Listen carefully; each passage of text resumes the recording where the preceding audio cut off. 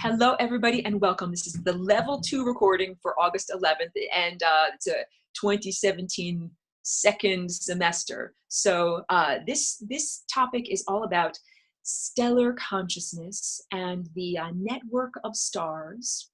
And I'm trying to think of exactly the right words. The who creates and maintains the highways of time that we drive down with our mind. So I'm going to do a lot of scooting closer so I can talk with pictures. So let me start off with the whiteboard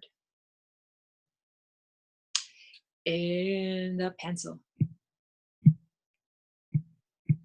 So if we say this is the galaxy, this is a giant supermassive black hole at the center of the galaxy, and then we have these arms, and this is referring to the homework lesson for level 2. Every galaxy has at its center, or every galaxy that science has observed so far and presumes has at its center a supermassive black hole, a very, very dense area of gravitation that holds all of these other little stars together, and all of these arms are made up of many, many, many uncountable stars. So what is a black hole? Now we got to get into the life cycle of a star, because I said in the little Facebook introduction, what we're going to do right now is yoga of the perception, meaning stretching the perception so that you can perceive more or differently than you did before, like you're stretching out your hamstrings or something like that. So the yoga of perception here is that the sun and the stars, these are not just giant glowing balls of hot gas or giant unlikely nuclear reactions or giant chemical exchanges that are happening in the sky, that they are portals of consciousness, that they are emitters of time, and that this is who makes the time highways that we drive down. So let me go to the whiteboard. I draw the time vortex all the time, and I say, okay, here we've got this big fat red line that I just drew. That's the membrane of death. And here, these are the blue timelines that are the little highways that we drive down as we try to avoid the membrane of death. And then, of course, the highway that makes it all the way back to the source. Who makes these highways? Who makes them? Who makes the events of the highway? Who paves the road? How does the road get paved? If I'm making a blue dot here, if that's like my car and I'm driving in this direction going along the highway, I know I'm the car. Who made the highway? And how did I get on the highway? And how did it all get to be this way? The answer is really the highway is made as the end result of partnership between you as an individual experiencer and the stellar network. And the stellar network is a much larger neurology. So now let me get into galactic superwaves and the way that stars coalesce and become stars. So, and I'll draw it all out for you. I'm doing a lot of drawing today. I like it. If this is a nebula, let me get a good nebula color. Like a nebula is a bunch of undifferentiated dust and gases that is just floating around in the giant interstellar world between stars. And what happens is there are galactic scale waves that, I'm drawing this like a wave, that move through the medium of space. And as they move through, they organize all of these little tiny pieces of gas and particles and dust. They organize it just like cymatics. I should write that word so you know what I'm talking about. So cymatics is what happens when you have any kind of medium, like it could be fine dust or sand or salt or something like that, and you have it on a little plate, and here's all the little dots, and then you submit these little particles to some waveform. It could be sound or something that vibrates this plate that it's on, and it makes beautiful geometric structures that look almost exactly like the paintings that I paint all the time. So we are understanding now that cymatics is the visual representation of auditory sound waves, and it represents the concept of waves organizing matter. So we have, now I'll draw the giant galaxy. Let's call it the cosmos. Let's say this is the giant cosmos, and let's say here's some nebula over here, and here's some nebula over here, and then here's some over here. And then this wave that I'm drawing is so enormous. It has such a giant wavelength that the wavelength, like this is the galaxy here, and that is how big the galaxy is, and that is how big the wave is. So I'm trying to get across the idea of the scale here in order to understand that we as beings that are on one little planet and that live currently 100 years at the most, if we're lucky, it is very difficult for us to even conceive of, much less perceive, a wave of energy or consciousness that is happening at this scale and at this level of duration. Just like it can be very difficult for a redwood tree to maintain a conversation with a fruit fly. Like the redwood tree is moving at a much slower and more grandiose rate, living thousands of years, than the little fruit fly that lives at an interval of 3 days. So it can be very difficult for these two levels of consciousness to perceive and interact with one another.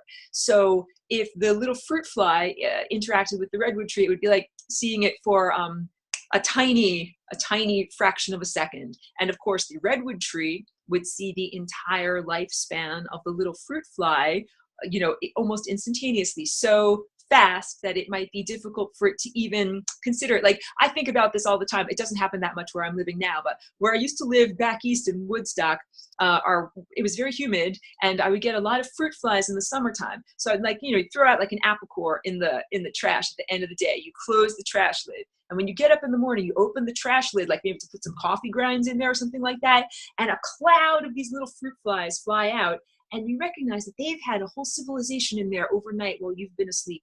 During that 8 or 10 hours, they have mated, bred, had babies, organized themselves. They have little neighborhoods. They have everything. And then when I wake up in the morning and I open that lid, it completely changes their whole entire world. It shifts their whole entire little tiny fruit fly society, and they go flying somewhere else. So Charlotte's agreeing with me. You got the fruit fly problem, but you're understanding that they are like that. They built an entire civilization just in an overnight setting. And I also noticed that the fruit flies learned over time. Like if they saw the rolled up newspaper that I was going to swat them with, and they were like, run away, and they transmitted that to the next generation. I'm sorry, I'm diverging here. I want to stay with the idea of consciousness and scale. And so we have these different nebula or areas of unorganized possibility in the cosmos. And then these, I'm calling them galactic superwaves, come along as the organizing principle that organizes those little particles into their new format, which becomes a star. I'm ducking off camera. Oh, I can't see my thing. I have extensive notes that I wanted to make sure I was looking at properly. Never mind. I'll remember everything properly. That's how it is. Like making an extensive grocery list and then you forget it at home. Yes, like cymatics, these galactic scale waves circulate through our galaxy and through the interstellar medium, and they organize the nebula. And when they organize them, just like it makes pretty patterns that I turn into paintings, it makes stars. So we've got a nebula over here, the superwave comes through and vibrates all of this stuff, and then it is able to form the right patterns and coalesce and begin actually birth. We're calling this birth. And just like when I draw that time field like this, super fast sketch of the time field, and we're moving up like this is an organized structure. And in order for us to move through time, we need that organized structure. So the birth of a star means organizing all of the potential of the nebula into an actual structure. And that is like conception. That's exactly what is happening on the biological level when humans or mammals conceive, that you have biological material from mommy and daddy that come together and they create this kind of, I want to say, geometric or perfectly symmetrical emanation and outgrowth that eventually becomes the human cellular form that we are familiar with. So all of this in order to get across the idea that science has given humans the idea, okay, it's just a glowing ball of hot gas in the sky and it makes us feel hot and sweaty on a summer day, right? But it is so much more than that, because this is an actual birth of consciousness. Stars have a metabolism, so they have a birth, they have a lifespan, and then they have a death. And so the lifespan of the star, this is about metabolizing. Just like humans, we gotta, food goes in and food goes out, and that's what keeps us alive, along with water and other essential micronutrients, things like that. So with the star needs to maintain its energetic structure, and that's its metabolism, that it is able to balance out the ideas of what it is emanating in terms of light and what is collapsing or drawing inward in terms of gravity, because it is a huge amount of mass. So for a large, significant portion, that's one of those times when my brain is moving too fast for what is inside of. So, okay, here is the sun, or a star. I'm sorry that I'm saying sun and star. They're not the same. The sun is our most local star, and it is it's the loudest instrument to us, because in the cosmic symphony, it's the one that is closest to us. So a star, let's say during its lifespan, sends out all of these light waves or particles of light. And that is also sending out reality. So science is not prepared to recognize that these are bits of consciousness that are being sent out. Science is not prepared to understand that these are feelers. Photons are feelers. I'm making dots they're sending out here. These are photons, and they're feelers for this organism. And this organism is not alone or in some disconnected format. It is actually connected to many other stars that are all around on the stellar network, because I'm going to get, I think it's shaking too much. I'm going to get into how they're all connected through the singularity, because I should draw that again. At the center of every star, I meant to make like, here's a star, here's a star, here's a star, here's a star. At the center of every star, there is a singularity. That's why I'm making this that black dot. So the singularity is also, so all of these stars are connected through their singularity. And guess what? What is the singularity? Singularity, this is not the transhumanist singularity. Let me put down my sculpture properly. Not the transhumanist singularity, the melding of man plus machine. And not necessarily, well, science talks about the singularity as being the infinite stretching of the fabric of space-time, and I add in consciousness. I am talking about the singularity as this convergence point, that there is literally only one infinity. There's only one convergence point. This is the same infinity that is inside of all of us, and that is inside of all of the stars. So let me show you this picture in order to exemplify this. Let's see if I got the right picture. Squinting and scrolling. I'm looking. I know I have it. Here we go. Okay, so this glass piece shows, I think you can still see my little yellow sculpture, the negative space of these 4 quadrants. It's like we've like cut the apple in half, so we're looking at a cross section here. Let me get the little highlighter. That's what these 4 lobes are. 1, 2, 3, 4. That's what those 4 lobes are. So this represents kind of like the deconstructed system of chakras or energy centers of your body, because usually these are all nested together. So here we have a picture of them like an accordion kind of being unnested, so you can see each one. But this, what I'm highlighting in red, that center, and that center, and that center, and that, and that, and that, and I can't quite reach the one that's all the way at the bottom. Those are all the singularity. I didn't say they're all singularities. There's not multiple singularities. That would be a duality or a multiplicity. There's only one singularity. So now we're going to think of each one of them. I'm going to draw, this is like a little door. Imagine they're all, oh, that's a little door, that's a little door, a little door, a door, a door, a door. And all of those doors open up into a particular room. Now I'm showing when you open the doors, look, they all converge on the same room. When you open up that door, it goes to the same room. These are all, I'm trying to show you, that should be one central convergence point. They all open into the same room. So this is like saying that infinity is like a room that has an uncountable number of doors and windows and apertures that come inside of it. And we have these chakras on our body. You have a singularity at the center of each one of those chakras. Guess what?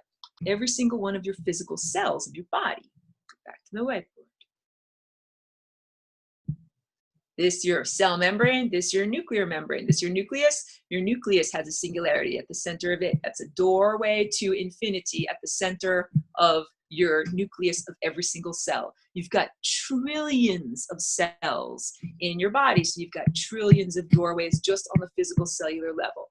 But inside of that cell, like if we scaled that up, and here's the scale up of the cell, you've got molecules. And like it's here's a molecule, molecule, molecule. Those molecules are made up of atoms, and inside of every single one of those atoms, you have little tiny cell structure. Like here's the nucleus, here's the electron shell, and the nucleus is a doorway to infinity. So you've got trillions of cells, that's this over here, and then you've got an almost uncountable number of atoms within those cells that all each have their own doorway to infinity. And the stellar network also has all its own doorways to infinity. So a star is made up of so much matter. It's got a lot of little tiny particles and atoms there, all of which have their own individual singularity and connection to infinity. And the star itself has a connection to infinity, or a doorway to, a doorway to infinity, into the singularity. And all of this matters because I'm bringing it all home. Don't worry, I'm not just talking my mouth. I'm not just running my mouth here. I'm bringing it all home. Don't worry. During the star's lifespan, when it is emitting, it's sending out light. But then when it can no longer uphold the metabolic process of sending energy outward, what happens is the energy begins to collapse inward. And this is just like we have the journey outward from the source into the physical realm. We coalesce as physical matter, which is light that has the privilege of going slower than the speed of light. And then we return to the non-physical realm, or the realm of pure consciousness. So too does the star emit consciousness for a portion of its life. And then science would describe it as dying, but science describes death, or presumes death, as the end of the journey, and does not recognize afterlife, or the consciousness journey that continues after corporeal death. But after the death of a physical star, what happens is, now I'm drawing, what I've got black over here, what I'm drawing over here, this is the infinitely stretchy fabric of the cosmos here. I'm making it look like fabric.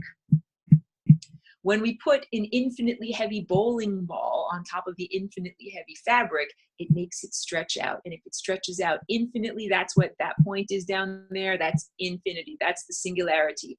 And all of these emanations coming out of the star during its time of metabolic life, it then reverses. And it's not necessarily those particular photons, but this becomes, I'm now trying to draw inside of there, that singularity. That infinitely heavy, stretchy bowling ball that is stretching. I'm making this down here, making my pen do weird things. This stretching area down here, that's the singularity. And what do black holes do? Why are they called black? Because no light escapes them, or supposedly no light and energy escapes them. They ingest light. So for a portion of the star's life, it is emitting and sending out light. And then for a portion of its life, it is ingesting light. And that is part of the lifespan. Just got to drink some water here. The lifespan and the metabolism and life journey and trajectory of stars. Just drinking water. So just like humans get conceived, humans gestate, humans are born, humans metabolize, and then humans die. And humans have also a posthumous experience. So too do stars get conceived of, like little planetary nebula that are vibrated via the concept of cymatics into coalescing into an actual star that can actually be, metabolized and live. And then after it's metabolized and lived, then it has the experience of the death journey, or the posthumous journey of no longer being in the physical. So let's also talk about this. Let's talk about stars as being cauldrons. I'm drawing, here's a star with its light emanations coming off of it. And I'm drawing, it's literally like a cauldron. Now I'm drawing like a little bowl underneath it. It's literally the place where matter is made and created. I'm talking about the physical elements that we use for our bodies.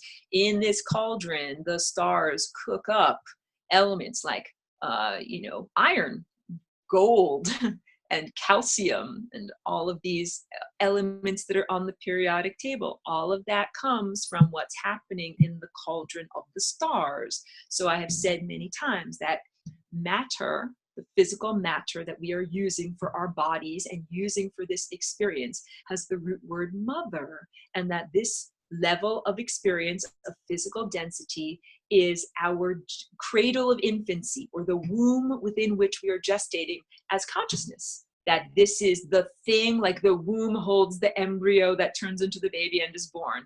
The material world holds the consciousness, that is us, that gets to gestate in this world and then be born into a new format. So this is the idea of metamorphosis. I spoke about this in other recordings on this class. That death is not the end, it is another stage in our journey. And also that now we can transcend the definition of death, and we can ascend, or we can maintain continuity of consciousness when we perform this metamorphosis. And the metamorphosis is a change of state, going from a solid level, a level of this density where matter is moving at this particular rate, and moving into a level of matter where matter is moving at a different rate. Because I just said before, I threw it in there kind of quick, matter, like physical matter, is light that has the privilege of going slower than the speed of light. So we are all solidified light. Now let's get into the journey of light. I need to draw in order to tell you about this. So let's say this is a big fat sun over here, and it's emitting all these wonderful light rays.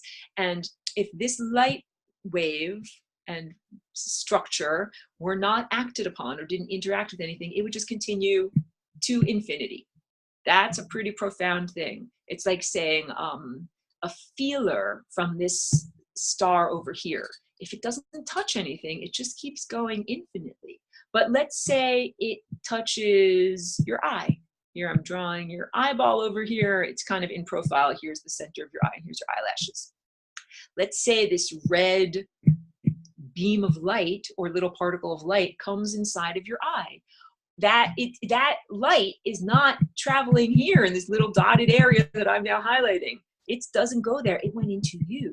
So you have literally ingested that little piece of this star, and it came inside of your body and stimulated your retina and went to your brain, and it gave you a sensation, or it gave you a thought. And that thought is now, if this is your brain over here, that thought is now circulating around in your brain. That thought is now nourishing and creating your brain. So I'm trying to get across the idea that the planets that are around the stars are like the stars' art projects. We are the living paintings or art projects or sculptures or collaborative symphonies that come from the stars. That the physical matter that we use, everything we have in terms of consciousness and life, is borrowed from the stars. Our matter, our elements, the calcium in your bones, the light energy that we use in terms of being warm enough to maintain organic multicellular life, and the food that we eat. And most people do not eat the sun directly, but I do, and I encourage everyone to. So safe sun gazing does not necessarily mean staring directly at the sun with your physical eye. It means ingesting sunlight using the tendril of your attention, that you focus this tendril of your attention on the sun and the stellar network, and that you can eat all of that nourishment directly without having to use the intermediary of a plant or a chloroplast to catch a photon and turn it into a starch that you can eat, or an animal can eat, and then you eat the animal. And learning to sun gaze and being able to do this and sustain ourselves entirely on nothing but pure sunlight is our next step on the journey of being able to be true star travelers. Because star travelers don't have to use a clank metal spaceship to fly around and my spaceship is flying through space and we're going to go off to another planet and have a new experience. No. Experts do star travel as an exercise of consciousness. So what we are doing here in this realm of matter is developing and cultivating our necessary skills and abilities and perceptions and organs, just like a caterpillar that is developing in a cocoon so that it can become a butterfly. We've got to grow the necessary organs and wings to be able to do this. And so right now we're in a transitionary state. We are eating physical food, the solidified light, that we use, the intermediaries, and we are also learning to eat pure light, pure consciousness. And I predict that as part of this transition of moving into a purely non-physical light body state, what we will do is we'll have consciousness chefs that have remembered and made wonderful recordings of the sensation of having a physical tongue with taste buds and eating whatever wonderful chocolate cake or whatever is your favorite thing.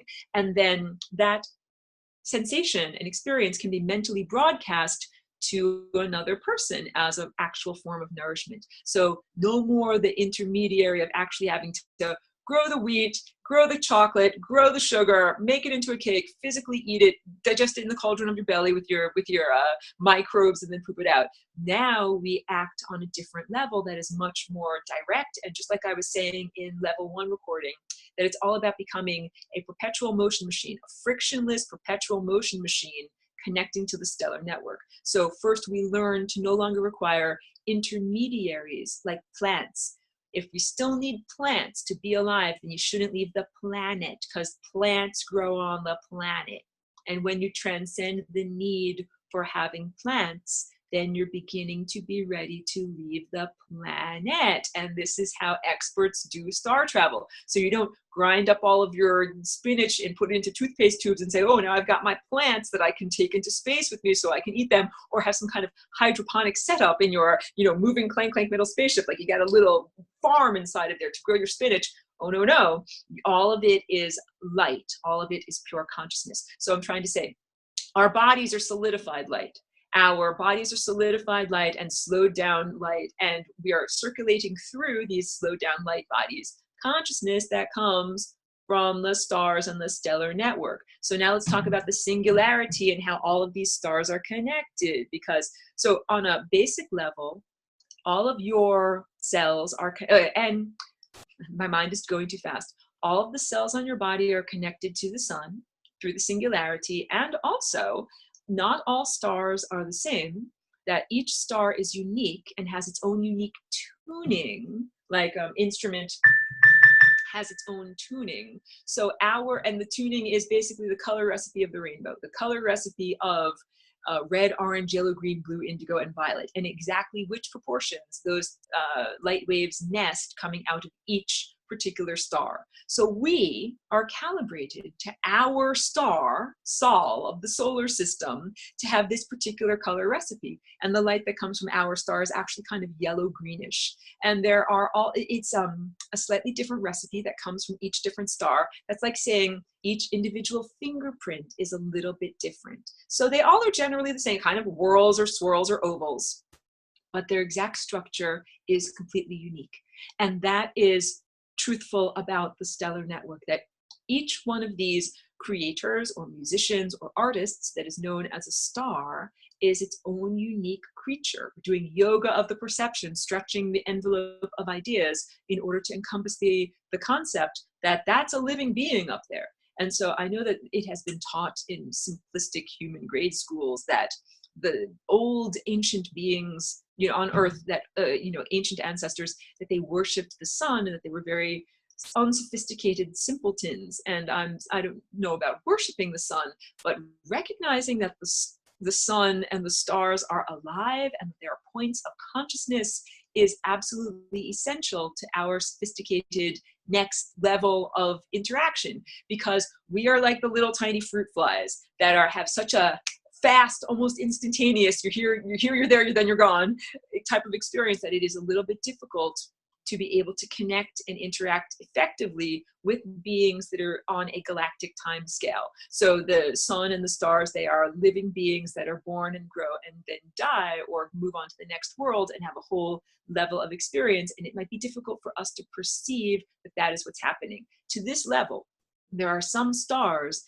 that their lifespan is so long, and science describes our current universe as being about 13 billion years old. They're so old, these stars, their lifespan is so long that none of them have died yet. Like they're these incredibly stars that have an incredible amount of longevity, so they've not died, and they won't die for many billions of years. And there are some stars that have already died, and they've already created these black holes. And then science describes the time at the end of time when all of the nebulae have been coalesced into all of the stars that could possibly be coalesced into, and then there will just be the fading out or the ending. Oh, I see that Suraj is actually outside sharing the sun with us. That's so beautiful. I don't know if that'll come out in the final recording, but I'm just telling you verbally that that's what he's got his camera pointed up at the sun, so that imagine that. Imagine if you were like a parent and you had children, and the children didn't even know that you were their parent, and you see them like out on the playground playing, and then at a certain point they're like, wait, where did we come from? What are we doing here? Why are we doing this? And then they see that it's you, and that you can actually become interactive and communicative. This is what we are doing in this conversation right now. We're having a conversation as miniature stars, because we are all divine miniature co-creators. I'm telling you here, where did time come from? How are we moving through time? Right now, we're on these beautiful timelines. We're having these physical bodies. We're moving through time. Where did the time come from that we're doing? And the answer is we're in divine co-creative partnership with the emanators of time. Because if I draw this properly, this is a big giant star over here, and it's emanating light. These are timelines that are being emanated from the sun, from the stars. That these are literal timelines that we get to experience and ingest. Remember, I was saying in level 1, kind of like Pac-Man. Here I'm drawing Pac-Man. I should use yellow. Here's Pac-Man. And Pac-Man is going to eat this moment, and then he's going to eat this moment, and he's going to eat this moment, and eat this moment, and eat this moment. I mean, this is an analogy, but you understand that we are being given this time field, this time vortex that I always draw, like this little vortex shape with all of these timelines in it. That comes from the sun, and that it also comes from our internal creative capacity, and that we are like we are like musicians in the band, and then we've got the songwriter that wrote the song, and the band leader that's telling us stay on the beat, stay on the beat. But as a musician, you get to make choices. I'm going to my piano over here. You get to make choices about how you express something, about the feeling that you put into notes that you play, about how long the duration is, about how hard you strike the piano, or how loud you blow into your trumpet. You get to make choices as an individual musician, and you definitely get to make choices about which timeline you are on, or which road you are driving down in terms of life experience. And I'll tell you, the stars and the stellar network totally want all of us to drive down that central core timeline. You are experts at this class already. I don't even have to draw it, but I'm just going to the whiteboard so you know what I'm talking about. The stars are, first of all, benevolent and profoundly loving in terms of unconditional love. And they all want us to travel on this central timeline here. They want us to be on that infinite timeline, because that is basically like saying, if this is a star that is over here and is sending out these emanations, and it's reflecting off of the world of matter, and then those emanations are coming back to the star, it's a beautiful unbroken loop. That's what that sculpture, that little yellow sculpture that I show you all the time, it's not a good drawing, this is the convergence point in there. All of these, changing the colors so you can see, all of this energy comes from the sun out here into the physical realm, coalesces, and then it goes back into the non-physical realm. And that's the partnership that we are supposed to be having with the sun and the stars and the stellar network. I give you light, I give you matter, I give you consciousness, and then you reflect back to me the experience of that consciousness with light, or awareness flowing through it, submerged in the realm of physical matter. Let me check my time. I'm slapping the math parts a lot here. Okay, I'm doing pretty good. I don't have my notes, so I need to make sure that I'm keeping up with all of the things that I want to say.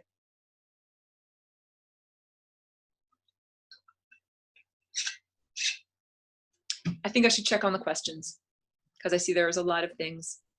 Okay, scrolling backwards, looking. Okay, still scrolling back. Okay, here we are.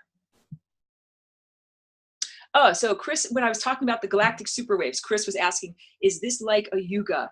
I don't even know if I can relate it to that, like the idea of a giant cosmic time clock that has interlocking gears and that goes through gears like that. The best analogy is really cymatics, and the idea that there's a music that is a harmonic music of consciousness that is at play in the cosmos, and that it is an organizing principle that comes from a higher dimensional, less dense realm, and that higher dimensional, less dense realm is actually acting upon this level of density of physical matter and actual molecules and particles that is organizing this, and that's making life. That is that organizing principle that is making life. Okay, I'm just reading a few more comments. This is a nice one. Suraj says, everything breathes in and out and has a life cycle, even the universe. That is exactly right. That is correct. Okay. So Charlotte asks about my door analogy. Is each door another reality?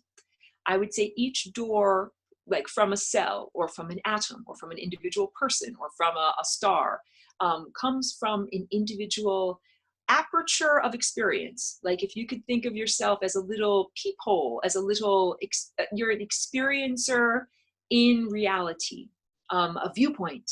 And I really see this overarching stellar neurology as being the end result of putting together, combining all of these individual mosaic tiles into a composite viewpoint, just like a bee or an insect has a composite eye that is made of many, many viewpoints from many, many cells that are all arranged. That each one of us and our viewpoint is like one little tiny tile in the mosaic, and that includes all of the microbes, all of the plants and animals, all of the planets, all of everything. Like what we are looking at here is an incredibly complex artwork of consciousness. Suraj says the door needs a key, and energy and frequency and vibration might be the perfect value of the key. So the key, I would say, is being able to connect with that infinite level of consciousness. That when I talk about that central core timeline, that is not the temporal self. The temporal self is everything that's the periphery, the stuff that is only here because of time. There is an eternal aspect of self that is not here dependent upon time and the time field, or the experience of being submerged in the time field, that we are that eternal level of consciousness, and we are clothed in matter and experiencing this level of density. So perhaps the key or the entryway into that perfectly aligned timeline is to understand that we are this abstract consciousness that is currently clothed with matter, and that we continue our journey by continuing in abstraction. Oh, a nice comment there about science being a false god. I think that is very truthful, that there are aspects of science that accurately describe what we are experiencing, but that there are basic flawed presumptions and blind spots in the present level of science that make it not perfect, and that some people espouse it as if it is a perfect system, and they believe in it almost as if it is a religion. So yeah, talking about this is good. Suraj says science can only give shape, length, and breadth, physics, chemistry, and biology of elephant, not what the elephant's life goal is. That's exactly right. This is science's viewpoint and description of what the sun and the stars are, is like the veneer, the very thin surface layer of what it is. I mean, yes, there's light and there's heat and there's, chemical reactions, metabolism, and there's so much more. So question from Charlotte, does color matter? I've been seeing waves of blue and turquoise. I would say color is like part of the flavor profile of the cosmos and of the experience. So if you're seeing blue and turquoise, then that means that you are seeing a lot through these levels of your higher faculties. Like there's no right and there's no wrong, just like on the piano, there's no right and there's no wrong, there's just notes. Like that would be a red and that would be a purple. There's no right or wrong, it's just what that particular song needs. Go more questions. Guy is saying about a spacesuit. That is exactly right. When I was talking about not having to grind up your food and put it into toothpaste tubes, and you don't have to put on a spacesuit like a metallic shell that keeps your atmosphere inside so that you can go off into the vacuum of space. That is not what this level of consciousness is about. So we're starting to understand that it doesn't mean getting into a metal spaceship or requiring food and toothpaste tubes or requiring oxygen tanks in a spacesuit. It means transforming your consciousness. It means reconnecting to the sun and the emanators of consciousness. It means retuning your body to be as close to that level of consciousness that we possibly can. Okay. Suraj says, any process to set a triangle geometry, I guess like trigonometry, a source, a receiver, and a channel of communication. I understand what you're talking about. So here in reality, so the sun acts very much like a bat that uses sonar for echolocation. It sends out broadcasts. The broadcasts bounce off of things that are in reality, and then those broadcasts come back to the sun. And the sun, just like a bat, can determine the shape of the landscape of what's around it, or the star rather, by the emanations that are sent out and what comes back. So you know that if you're sending out light and it doesn't hit anything, it just goes off endlessly, then the sun or the star does not sense anything coming back. But if it hits you or me and stimulates our eye, and we're like, oh, I'm seeing something, and now I'm going to broadcast back my consciousness experience of seeing something, then the sun or the star is able to say, ah, there's something out there. This is what I mean by photons are feelers. Oh yes, talking about idol worshiping. So if you recognize that the sun is literally the source of all of our consciousness and awareness and material aspects of self and the possibility of being alive, that acknowledgement, it doesn't necessarily mean worship. It's like if your mom feeds you delicious food, you're like, hey, thank you for my delicious meal. It's just recognizing who made it and the person that made it. So yeah, and also recognizing that we are all little tiny incremental fragments of that larger sun and stellar network. The chakras or energy centers on our body, if I close this up and show you a picture instead of words, show the pictures, please. Here, I'll show you, here's a picture of chakras on your body. That this is the color recipe of who you are as an emanation of this particular star. And if we lived closer to a different star, whatever, if we lived closer to Sirius or Betelgeuse or something like that, instead of close to Sol, then our recipe of the cake of you would be slightly different. Maybe you'd have a little bit less flour, maybe you'd have a little bit more vanilla extract. It would be a slightly different taste. And that is, again, part of the composite view. Just like an insect having many different viewpoints from its composite eye, all of the stars create this composite view of consciousness. And consciousness is unity. It is universal. There is only consciousness, but that consciousness is moving at very different rates and coming from some very different directions. Let me just check out. Oops, I know there's more questions that I didn't quite get to. Okay, got it. All right, back to here. So Carrie Snow says, when I first started following you and started meditating on the sun, two awesome things happened. I was told I was a star, and the sun asked me, what do you want? That is so beautiful. First of all, I agree. You are a star. We are all stars. That is this whole idea of, like, you know, becoming a celebrity or a person of notoriety, a person who is remembered. We are actually all famous on the stellar network. And this is part of having a healthy ego, that when you really understand how special and important you are and how special and important your individual journey is, if everyone really knew that, if you really understood the sun and the stars are watching everything you do and care about you on a profound level, because you're an emanation or a child of the stars, all of that energy and all of that, everything that was created in the cauldron of life, it was created to make you. And it's not like Dr. Frankenstein, who like made a horrible monster and then didn't love it and sent it down to the cold. The sun and the stars love their creations and care about us and want to know every little thing that's going on with you. It's only that hacked human operating system at the level of yellow that has made us not effectively communicating with the stars due to genetic degradation. So the answer is cultivating oneself through meditation and, you know, transforming our energy structure so that we can once again effectively connect like a non-verbally, like a perfect perpetual motion machine, a frictionless engine, to be able to connect with the stars. So like if you have a really loving parent, a loving mom or a dad, and you say to your little child, hey, I recognize you're my little child. What do you want? Like, what will make you happy? What will make you fulfilled? What will make you, what kind of food do you want for your lunch today? This is why I say we are divine miniature co-creators. It's not just about the pre-existing roads of the highway that are out there, because you might not like those roads. You might want to build a better road. And you can do that with the sun as our partners. And I'm encouraging everyone to do that individually and as a collective social whole. This is healing and rectifying and reweaving the time field. And Carrie says, she said, I want what I want and I want it now. Hey, I appreciate that, because the truth is, if we are all in the perfect right place, doing the perfect right thing, having the right experiences, our healthy life experience and healthy metabolism adds to the healthy metabolism of the overarching time being.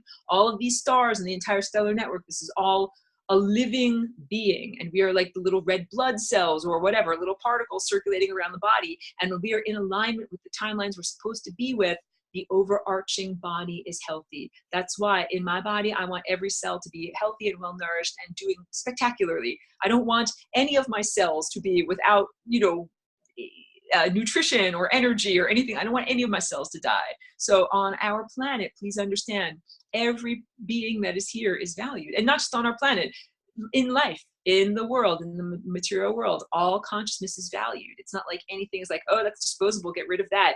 That's what I'm saying. It's not like a Dr. Frankenstein that is an unloving scientist that creates a monster that runs rampant because nobody loves it. It's not like that. It's actually the stars and the stellar network are profoundly loving, and they love their creations, and they're helping each one of us every day on every level, and we can love them back. That's that idea of love from level 1 teaching, that love is an equal sharing of energy. So the sun is giving us so much, and that we can give back to it. And what we can give back to it is a clear broadcast of our experience.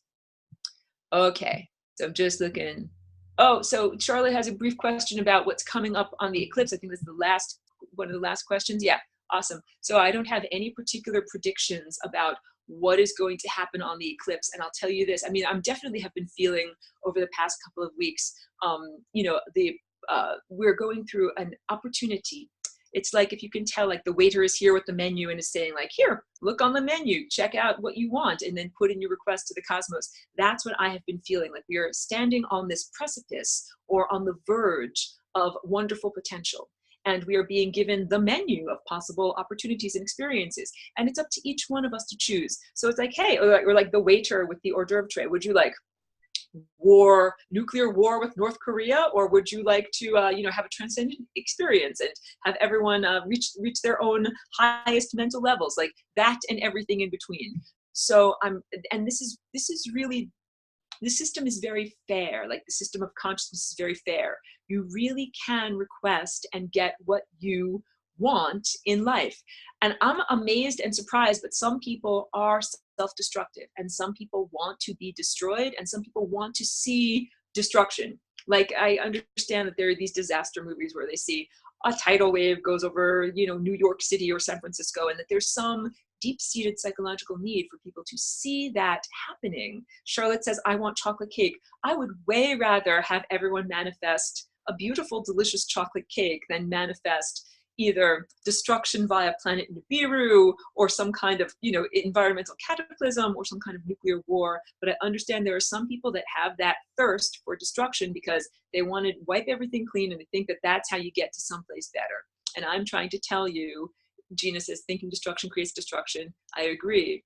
That is not the only way to get to renewal. Like, yeah, if you want to start a garden, one thing you could do is just clear cut everything and burn everything and then plant a new garden. Or a different way to plant a garden is to take out the weeds and the unhealthy invasive plants that you don't want, and then plant the plants that you do want. So that is how I am experiencing in my own life this moment of potential. Let's think of it like that. It's like a blank canvas, and you're an artist. You get to choose, what do I want to paint? What do I want to paint on my beautiful blank canvas? Let's paint health and vitality for myself as an individual and human society as a collective. I mean, this is really about each one of us taking radical self-responsibility for what we create here, and we can co-create along with the stellar network an equitable experience. Like right now, this realm, it's a place that could be heavenly or it could be hellish, dependent upon how we apportion the resources.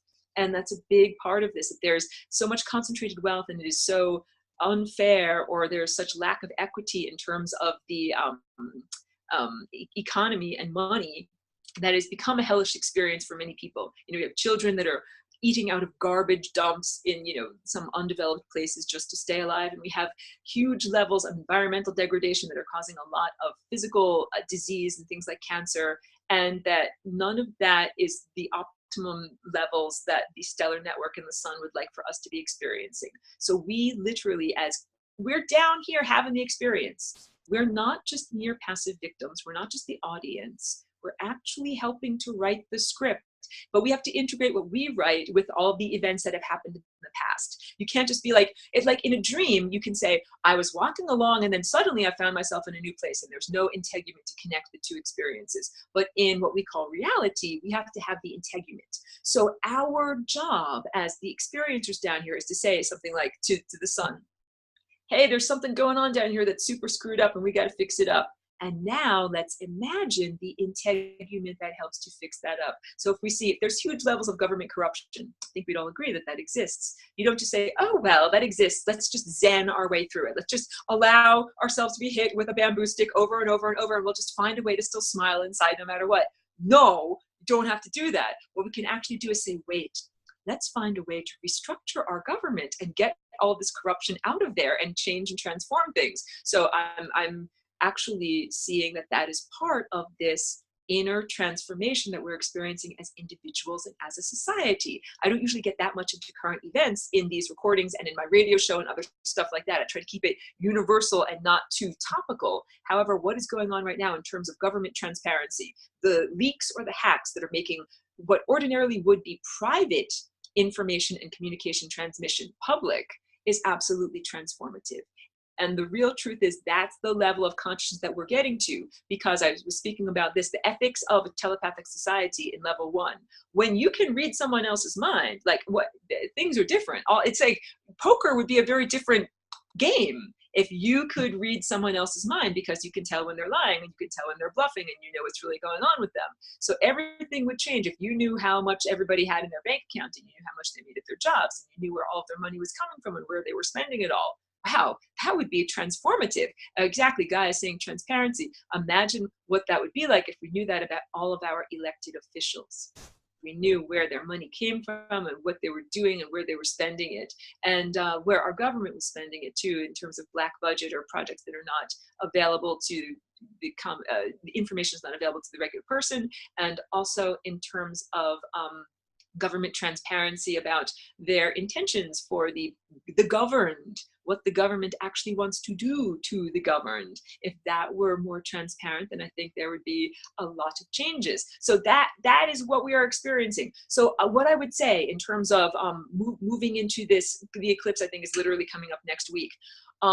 Everybody's got to do their own inner work, and you got to be strong with your own inner exercises. So in your own life, to imagine and to envision that you are on the timelines that you wish to create, or to create better timelines. Like I know some people that are in deep crisis right now where they're not on the right timelines, having the right experience.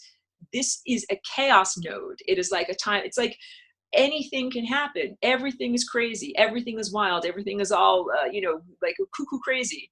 But out of that wild, unorganized levels, wonderful opportunities can arise, but not if you panic and say, oh no, everything is crazy, flush the toilet, let's get rid of everything, which is what some people feel like. Let's just have a war, a nuclear war, let's just flush everything. But instead what you can say is, no, let's do this and that instead, and we can fix and rectify this, and this is how we make this better. Like I said, don't just slash and burn the entire garden. You can actually fix it and put better plants in and put in nicer fertilizer so that you have a beautiful, abundant garden. Charlotte's saying, I've been doing a lot of inner work. I applaud everyone who's doing the inner work. And it's just like physical fitness. You get the results from doing it. If you have muscles, it's because you earned them. If you have inner peace and a connection to your own divine center, it's because you have earned it. Yeah, and I also appreciate what Charlotte is saying about not being judged by others. Oh, so Jolted is saying there's a disruptive waveform of guilt, of the need to be punished excessively for one's misdeeds or negative thought patterns. I know on the surface level that this isn't the truth, but faith-based action is necessary. You are so correct. The guilt is one of those like colors of the paint box that I think we need to get rid of, because guilt and shame do not help people to become better athletes. You know, if you haven't been to the gym in 5 years and you're like, I feel so guilty and so shameful, that's actually not helping you. What helps you is to say, hey, I've made mistakes in the past and now I'm turning over a new leaf and changing something. So yeah, the way that we improve our own individual existences is by loving our own misdeeds, our own things that we haven't done exactly right, our own mistakes, and then saying, now I acknowledge that I made those mistakes. How can I improve things? How can I get better? And so Jolted is also saying employing merciful programs and compassion is necessary. It's all inner judgment. Definitely not to judge yourself and not to judge other people. However, it is appropriate to say if someone's running a marathon and you're supposed to be like running, moving your arms, moving your legs. If you ain't running and moving your arms and legs, like you ain't running the marathon. So I'm not judging you, but I'm just saying you are not moving. You are standing in one place when you're supposed to be running a marathon. And there are some people that are like that. Some people, I realize, have totally given up on the idea of inner development and transforming as a person and becoming something renewed and, you know, maybe better than what they were. And they're just like just destroy me, just like, you know, like flush the toilet because I'm unworthy. And I don't believe that about people, but I understand that some people feel that way about themselves. Like they just want to kind of like cut their losses and try again. But I really encourage everyone to love themselves and to understand that mistakes can be rectified and you're on a journey and that you can change and transform and go in a much better direction. Okay. Wonderful. I think I got to stop the recording for right now because I think I might be over time. So let me stop the recording. Thank you so much to everyone who's been listening, watching, and participating. Let me just end this for right now. So thank you so much. Well, I duck off camera over here.